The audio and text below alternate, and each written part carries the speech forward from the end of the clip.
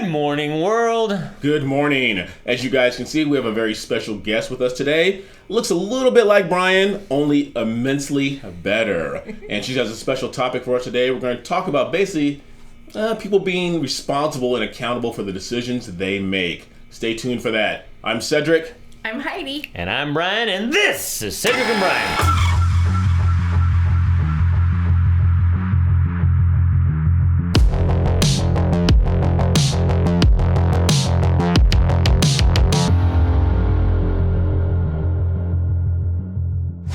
Okay, welcome back, everybody. This was another spontaneous episode of Cedric and Brian. We were all sitting out by the pool, having some libations, some laughter, and some fun. And we said, well, we got a great idea. Actually, Heidi said she had a great idea. So she is running with this entire show.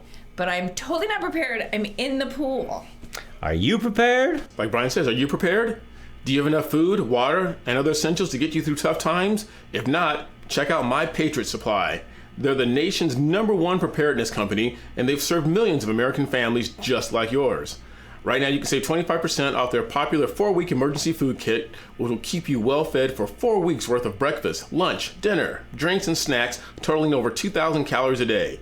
This food stays fresh for up to 25 years in proper storage, so it will be there when you need it. In fact, you may need it a lot sooner than that. So don't wait. Go to www.preparewithcedricandbrian.com. That's www.preparewithcedricandbrian.com. You're really not prepared, aren't you? No. All right, She's gonna fit right in. We threw this episode. We were Cedric and I, and all of us were sitting out by the pool. We thought we got to go do an episode, and Heidi started ranting about some bridge. What was the bridge you were talking about? So there's the 6th Street Bridge. Chaos is causing concern up on the newly reopened 6th Street Bridge. Breaking right now, the 6th Street Bridge is closed again for the 3rd night in a row. Already, it's plagued with problems. LAPD said in a tweet that they shut down the bridge tonight because of questionable activity. The bridge has become a nightmare for law enforcement. And Where is it at? It's in Los Angeles, from the Art District, I believe, to Boyle Heights. It's a beautiful bridge with, I'm not very good with construction, but it's beautiful and it's got all these whoop-de-doos. And I saw on TV that ever since they've opened this bridge, I think it's been about a week, everyone's coming out racing, doing the spinning cars. Donuts and cookies. Drag racing. It's called a takeover. They're taking over the bridge. So they're taking it over. Other people can't drive on the bridge. People are climbing up this beautiful bridge. And the thing that makes me very angry is now they want the police to go out there. They're demanding police protection. People, they don't want to fall off the bridge, hurt themselves, kill themselves. And my thing is, why is that our responsibility? Don't do it. So being that this bridge is located in LA County, it was put together with tax dollars. Right. Okay. And it's beautiful, and it should be driven on and used and looked at, but instead it's being completely taken over by people. And my thing is, I just don't understand why that's our problem. Right. Yeah, I so feel like you shouldn't climb it. Yeah, nobody has personal responsibility. Right. So now, you know, you're going to get lawyers, you're going to get activists out there. If somebody gets hurt and said, why did you let this happen? Instead of saying, why did those idiots do that in the first place? Well, and why are we paying police to be on this bridge to make sure people don't hurt themselves and fall off, when they should be protecting people from burglary and home invasion and all the other crazy things that are happening these days? Don't climb the bridge. So is the bridge originally just for people to drive across? Yes. It's just a pretty new bridge. And people are just taking over because they thought, hey, we'll just make a scene out of it?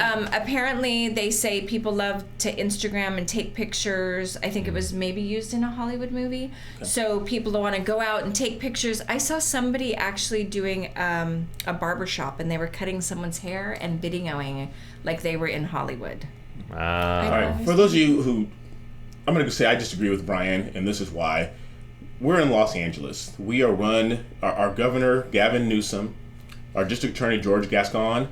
Those are some of those incredible leaders this world has ever seen. Oh my God. And I'm sure they're going to step back in the pool. I thought he was being serious, disagreeing with me for a minute. They're going to disagree with me, but... And they're going to do the right things to make sure that the tax-paying citizens of LA County aren't held liable for this. No. Yeah, sure they are. And I'm back in the day when we used to play in the park on that thing that spun around and you went flying off. And if you did, you got hurt, and that was your choice. There you go. Yeah. So I just have a really hard time with why are we paying to protect people from climbing on the bridge when they're choosing to do it? Well, we become a very litigious society. This is also goes in hand with the people that buy the cup of coffee at McDonald's, and you have to write on the cup, do not drink, contents may be hot. Well, I saw a great meme. It said, when we were kids, you grew up and they had instructions on how to change a spark plug, and now it's not to drink the coolant or the oil. Yeah.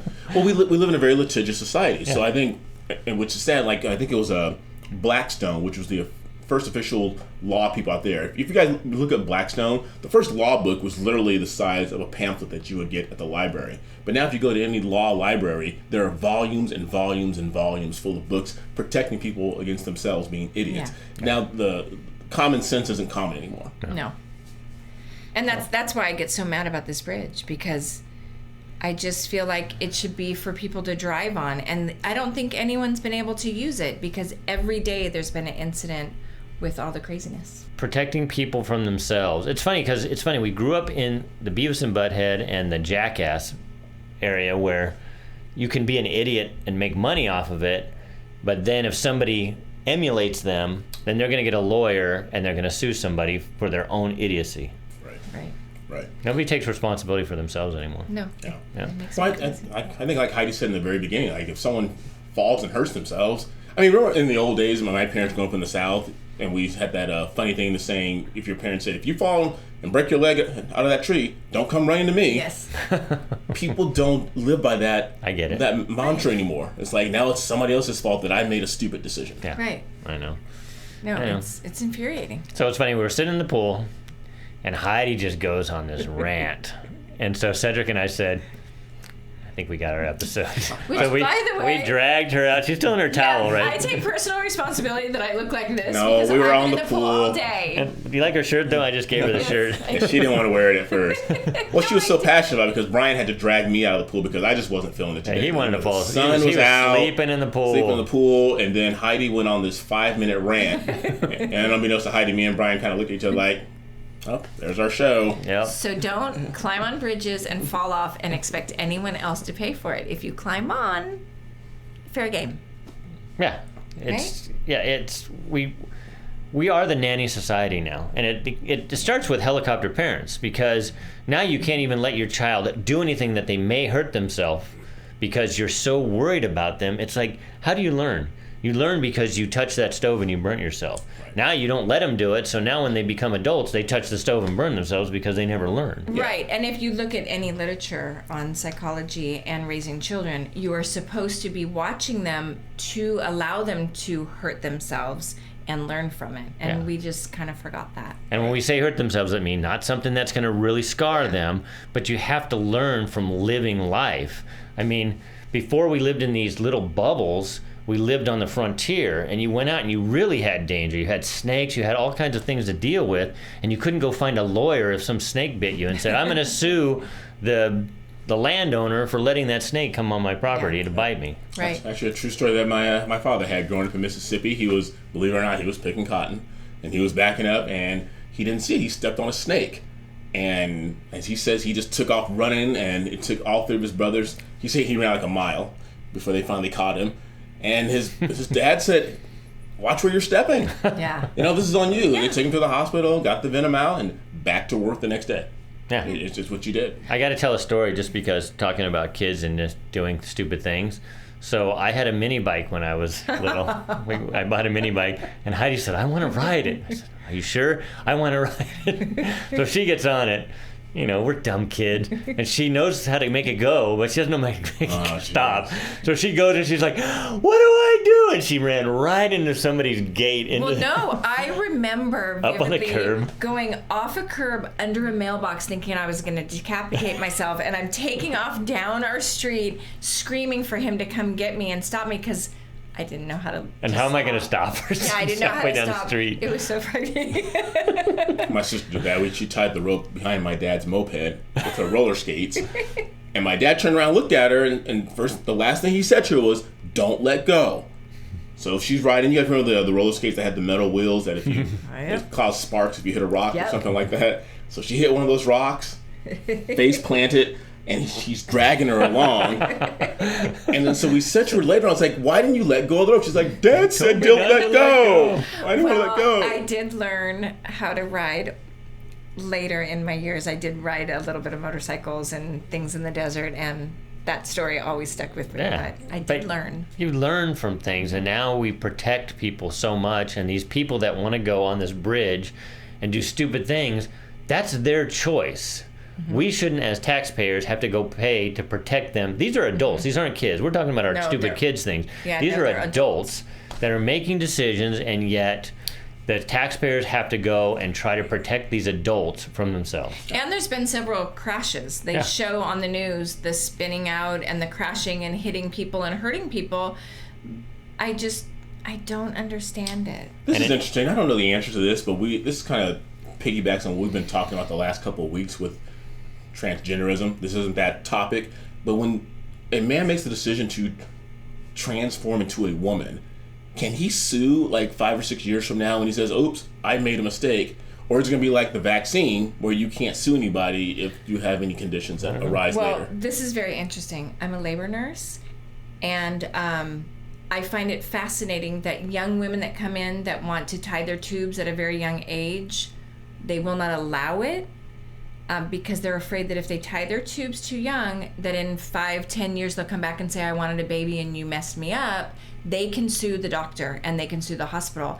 And I think that's outrageous. Yeah. I think you should, if you've already had children and you know you're done, you should get to take that responsibility and say, I don't want any more children. And if you made the decision, how can you go back and sue? But they can, which I found So then, quite on amusing. Cedric's point, if a guy goes in and gets a laparotomy, A laparotomy? Lobotomy. Oh. and, you know, Think you about it. lop it off of me, Okay, I got it. can they go back and sue and say, I'm suing you because I didn't want to lose that part of my body? I would look into that because I bet you they can't. I'm Probably not. I bet you they won't be able to.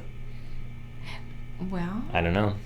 What do you guys think? What do you think? John Majunkin, what do you Oh, think? jeez. in 50 words or less, How please. about Emily? Give us a song that relates to that. Jeez, incredible.